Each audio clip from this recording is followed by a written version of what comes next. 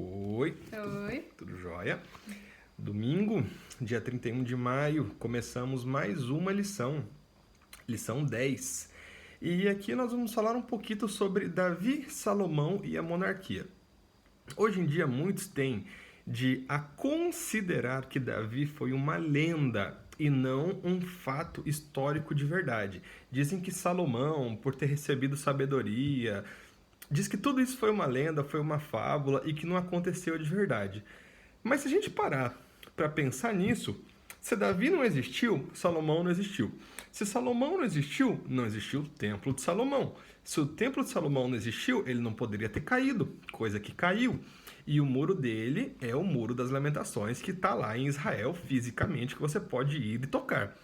E se você não considerar o Muro das Lamentações, o Templo de Salomão, a Era de Davi, você está literalmente negando a existência de Jesus. Porque a linhagem de Jesus é diretamente da linhagem de sangue de Davi. E se você não considera isso, você está negando três das principais religiões do mundo, que é o cristianismo, o islamismo e o judaísmo, que tem como núcleo Jerusalém.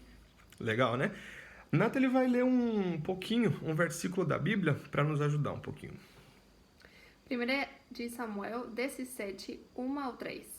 E os filisteus ajuntaram suas forças para a guerra e congregaram-se em Socó, que está em Judá. E acamparam-se entre Socó e a seca, no termo de Damim. Porém, Saul e os homens de Israel se ajuntaram e acamparam no Vale do Carvalho, e ordenaram a batalha contra os filisteus. E os filisteus estavam no monte de um lado, e os israelitas estavam no monte do outro lado, e o vale estava entre eles. Legal, obrigado. É muito interessante a gente ver essa passagem bíblica, porque aí cita um lugar geográfico. Escavações entre 2008 a 2013, nesse exato local que é descrito na Bíblia, encontraram um forte de Salomão, com vista para o vale. Vale esse onde Davi lutou contra Golias e venceu. E aí, normalmente, as cidades de Israel têm só um portão. Esse tem dois portões, porque era um para Israel e outro para o campo de batalha, aonde aconteceria Davi e Golias.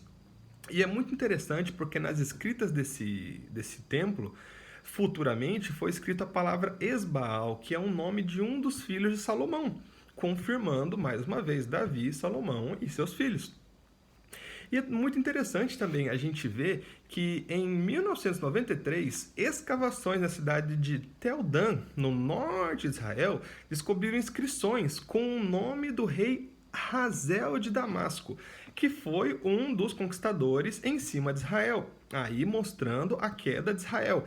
E lá nas escritas está bem assim, vitória sobre o rei de Israel, a casa de Davi.